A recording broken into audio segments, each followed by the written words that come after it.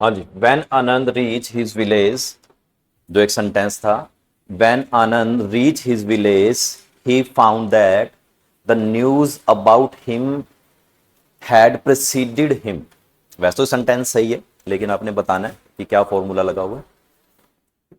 When Anand reach his village he found that the news about him had preceded him.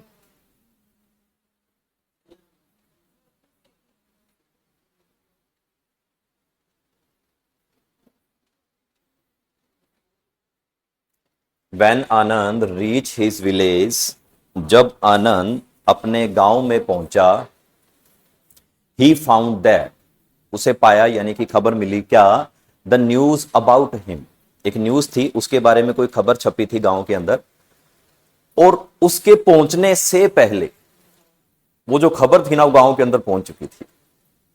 मतलब sentence का जो meaning आएगा वो meaning यही आएगा कि उसके उस काम करने से पहले ऐसे हो चुका था, और जो ऐसे हो चुका था तो 101% ये क्लियर है, चाहे वर्ब की second form,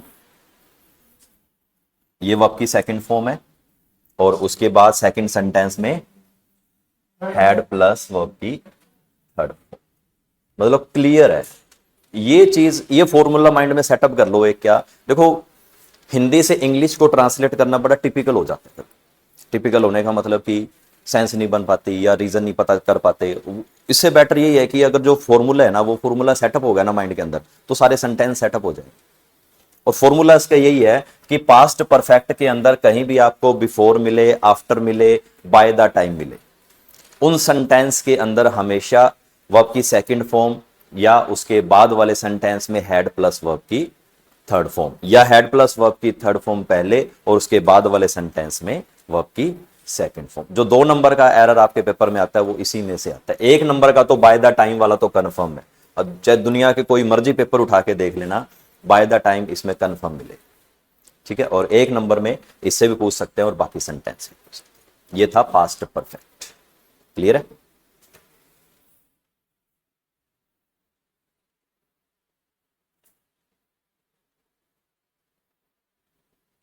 future perfect, future के अंदर विल शैल का यूज हो रहा था, एक बार उसको मैं क्लियर कर दूं।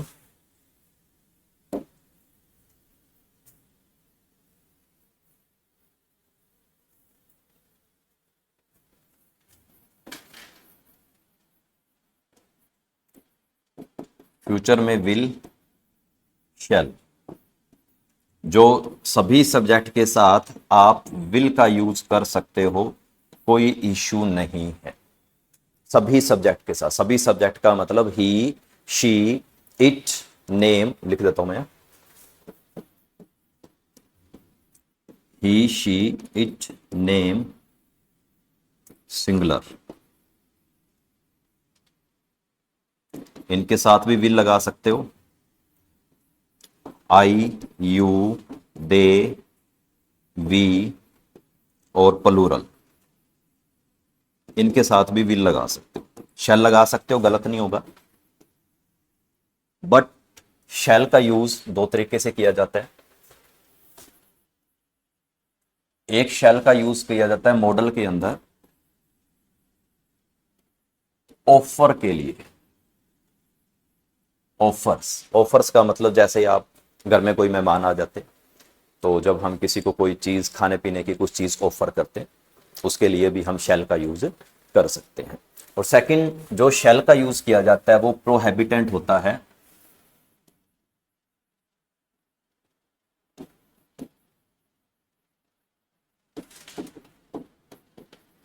प्रोहिबिटेंट होता है, ये प्रोहिबिटेंट का मतलब होता है कि बाउंडेशन लगाना या बैन लगाना। ठीक है, इसके लिए भी शैल का यूज किया जाता है। या कभी कभार गवर्नमेंट की तरफ से जब कोई नोटिफिकेशन आता है, उस नोटिफिकेशन के अंदर भी शैल का यूज किया जाता है, वहां पर विल का यूज नहीं किया जाता। कैसे? जैसे आप रोड में कहीं पर किसी तरफ जा रहे हो, तो वहां पर लिखा होगा कि सावधानी पूर्वक चले, जो रोड है, जो काम है वो कंस्ट्रक्शन चल रहा है। ठीक है, यानी कि काम आगे प्रोसीडिंग पे है, इसलिए उसमें शैल का यूज हो रहा है। या गवर्नमेंट की तरफ से जब आपका कोई फॉर्म ओपन होता है तो उसमें देख सकते हो कि उसमें नोटिफिकेशन में शैल का यूज किया जा रहा है कि आने वाले इस टाइम के अंदर इतनी डेट को आपका एसटेट का एग्जाम होगा। उस लाइन को पूरा प्रॉपर पढ़ के देखना, उसके अंदर शैल लिखा होगा, विल नहीं लिखा होगा, है ना। गवर्नमेंट प्रोहिबिटेंट है, गवर्नमेंट की तरफ से भी उसको यूज किया जाता है और ऑफर के लिए यूज किया जाता है। शैल का मेन यूज ये है। आप इधर सेंटर में आ जाओ, गर्मी लग रही है, इधर आ जाओ। और इन सभी सब्जेक्ट के साथ आप विल का यूज कर सकते हो, ही शी इट नेम और सिंगुलर, इनके साथ विल लगा सकते हो। आई यू दे वी और प्लूरल, इनके साथ भी आप विल लगा सकते हो। अब इसी के अकॉर्डिंग हमारे पास फ्यूचर परफेक्ट है। फ्यूचर परफेक्ट का मतलब ये है कि जो काम ऐसा था कि जो फ्यूचर में कंप्लीट हो चुका होगा, कंप्लीट हो चुका होगा, हो चुका था, क्या था, पास्ट परफेक्ट, हो चुका होगा, कंप्लीट हो चुका होगा। उसके लिए जो कार्य भविष्य में खत्म हो चुका होगा या भविष्य या फ्यूचर परफेक्ट के अंतर्गत आता है, यानी कि इसका मतलब फ्यूचर में कोई ऐसा काम जो कंप्लीट हो चुका होगा। अब नॉर्मल सी बात है, फ्यूचर का कोई ऐसा तो कोई काम होता नहीं, ये तो सिर्फ और सिर्फ एक इमेजिनेशन है। इमेजिनेशन की बात की जा रही है क्योंकि ऐसा कोई काम जो फ्यूचर में मैं कंप्लीट कर चुका होऊंगा, ठीक है, उसके लिए कुछ अगर ऐसी प्लानिंग बनाना, उस प्लानिंग के लिए फ्यूचर परफेक्ट कंटिन्यू टेंस का यूज किया जाता है। और फ्यूचर परफेक्ट टेंस का जो रूल है वही सब्जेक्ट, उसके बाद विल, उसके बाद हैव और उसके बाद वर्ब की थर्ड फॉर्म। विल आ गया यू के बाद, ये देखिए शैल का यूज ही नहीं कर पा। ये जो पीडीएफ है ये रिसेंटली पीडीएफ है, मतलब कि जो रिसेंट में हमने इसको प्रिपेयर किया। अब यहां पे आप देख सकते हो कि आज से 2-4 साल पहले शैल का यूज किया जाता था इसके साथ यू, ठीक है, लेकिन यहां भी आप देखो, यहां पर आपको विल शो करता है, यू विल हैव और उसके बाद वर्ब की थर्ड फॉर्म। ये क्लियर है कि कहीं भी आपको किसी भी तरीके से हैज, हैव और हैड ये आ जाए हेल्पिंग वर्ब, उसके बाद 101% वर्ब की थर्ड फॉर्म ही आएगी। ये तो क्लियर है, मतलब इतनी सी जो एक सेटअप है ना, वो इतना सा माइंड में रख लो, कहीं भी हैज है हैड आ गया ना, उसके बाद वर्ब की थर्ड फॉर्म ही आएगी, वो टेंस का काम कर रहा हो, ठीक है। अब यहां पे will have finish your syllabus by this time next year.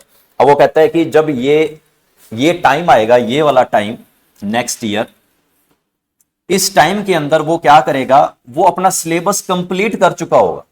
अब अगर आप एक नॉर्मली बात करें, अपने सिलेबस की बात करें तो ठीक है, 2 महीने के अंदर हम अपना सिलेबस कंप्लीट कर चुके होंगे।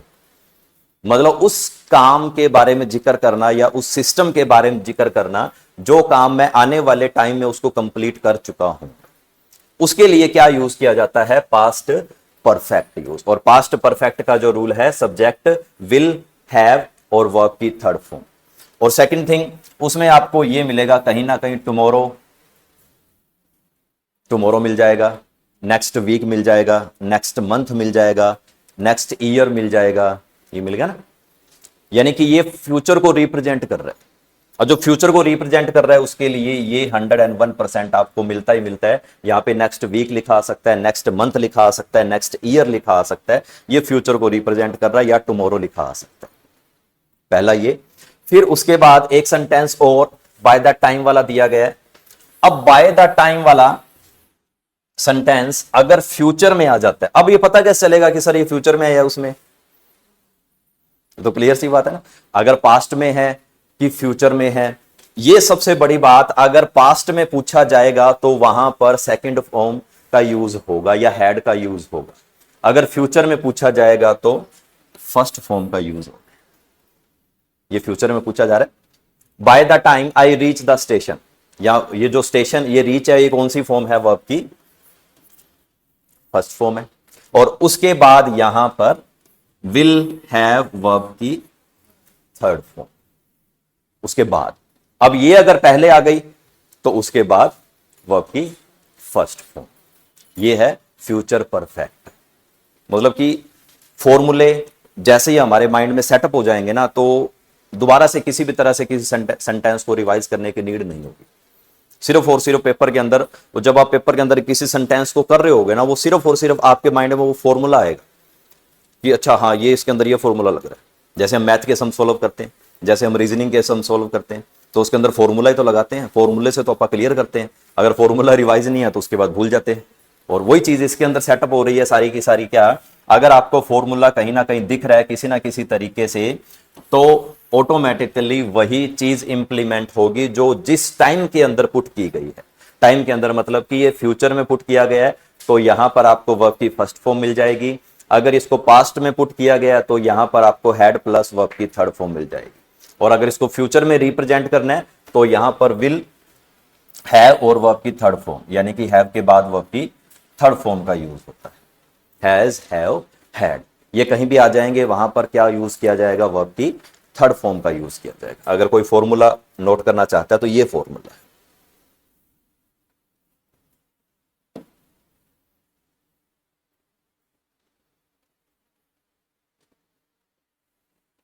ये दोनों दिए हुए बाय द टाइम फ्यूचर के लिए, बाय द टाइम पास्ट के लिए। ठीक है, बाय द टाइम फ्यूचर के लिए क्या हो गया, वर्ब की फर्स्ट फॉर्म आ गई, उसके बाद विल हैव वर्ब की थर्ड फॉर्म आ गई। बाय द टाइम अगर पास्ट में आ गया तो रीच आ गई, उसके बाद वर्ब की हैड प्लस वर्ब की थर्ड फॉर्म आ गई।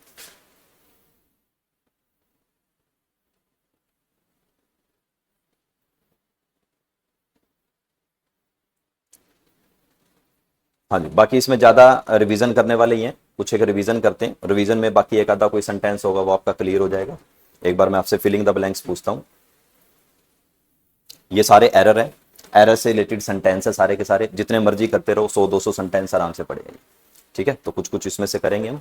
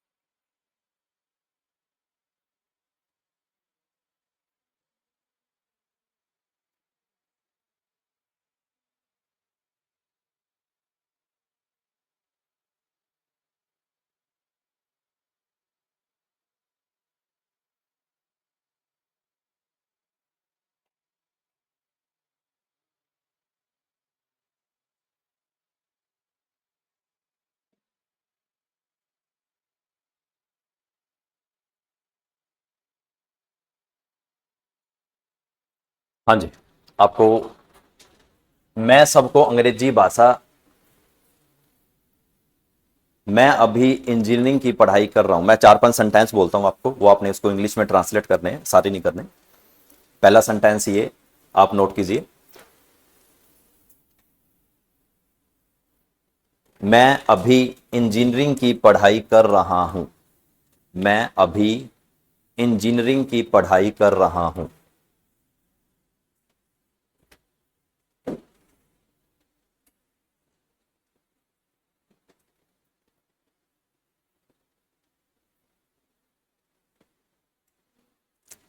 तुम परसों दिल्ली में थे। मैं अभी इंजीनियरिंग की पढ़ाई कर रहा हूं, तुम परसों दिल्ली में थे।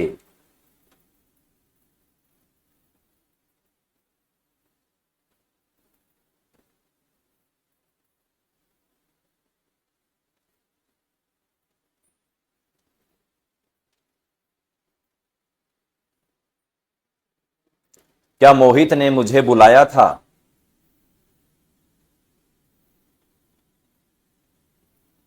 क्या मोहित ने मुझे बुलाया था।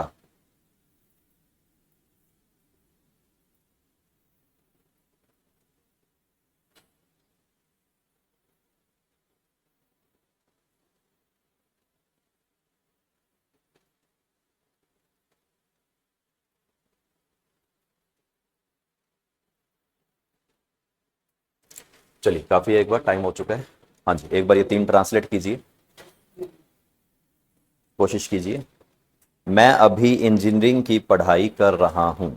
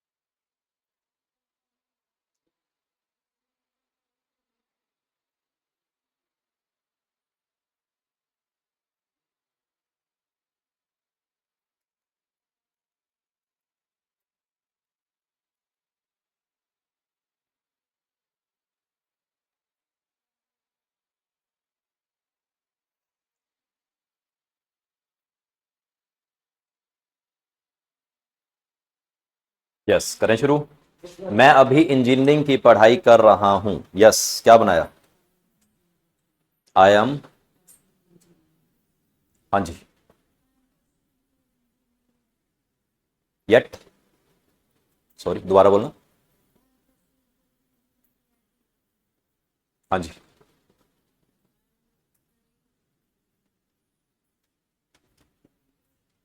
I am pursuing engineering.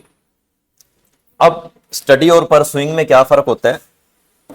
जैसे आपको मैंने बताया था कि स्टडी,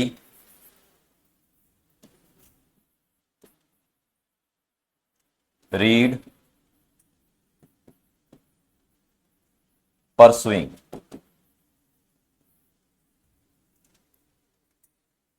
अगर हम स्कूल में होते हैं तो उसके लिए हम स्टडी या रीड इसका यूज कर लेते हैं। जैसे कि मैं 9th क्लास में पढ़ता हूं, I study in 9th class. 9th class में मैं इंग्लिश पढ़ता हूं, आई रीड इंग्लिश। यानी कि अक्सर आपने सुना होगा बच्चे, कुछ बच्चे ऐसे बोलते हैं, I read in 9th class, I read in 10th class. This is the wrong sentence. ये होता है I study in 10th class, I study in 10th class. जब स्टडी साल या 6 महीने की होती है, स्टडी साल या 6 महीने की होती है, तो उसके लिए स्टडी वर्ड यूज किया जाता है। जब स्टडी यानी कि कोर्सेज में बदल जाती है, जैसे 3 साल में, 5 साल में, 4 साल में बदल जाती है, तो उसके लिए परसुइंग यूज किया जाता है। अब इंजीनियरिंग है, इंजीनियरिंग 1 साल की नहीं है, कितने साल की है? 3 साल की हो सकती है, 4 साल की हो सकती है, 4.5 की हो सकती है, 5 की हो सकती है ना। तो उसके लिए परसुइंग, यानी कि जब कोर्स बड़ा हो जाता है तो उसकी शोइंग टाइम को रिप्रेजेंट करने के लिए कि इतने साल से मैं ये स्टडी कर रहा हूं, तो वो परसुइंग में काउंट हो जाता है। क्लियर हुआ? सेकंड सेंटेंस क्या था? तुम परसों मिले थे। अच्छा, तुम परसों दिल्ली थे। You were in Delhi day before yesterday, ये है इसका sentence. You were in Delhi day before yesterday. Day before yesterday किसको बोला जाता है? परसों को बोला जाता है।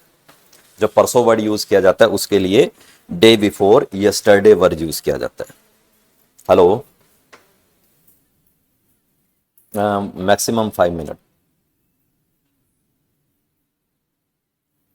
ठीक है जी, एक सेंटेंस और है, कौन सा है? क्या मोहित ने मुझे बुलाया? हाँ जी, क्या बनाया उसका? बुलाया था।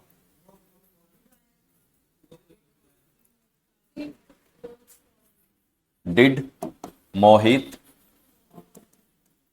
कॉल या कॉल्ड? कॉल मी। ओके, क्लियर है? क्या क्या रह गया?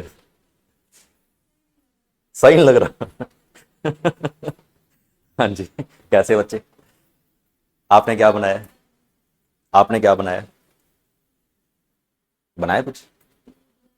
हाँ जी बच्चे, वोज लगाया, वोज लगाया।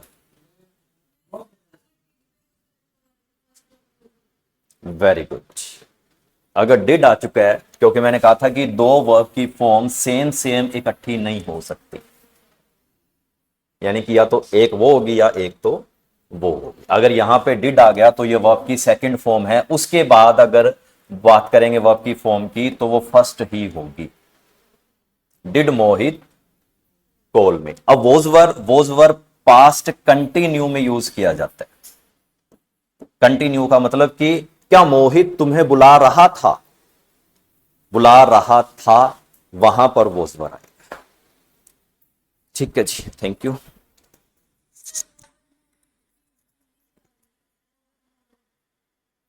Day after tomorrow.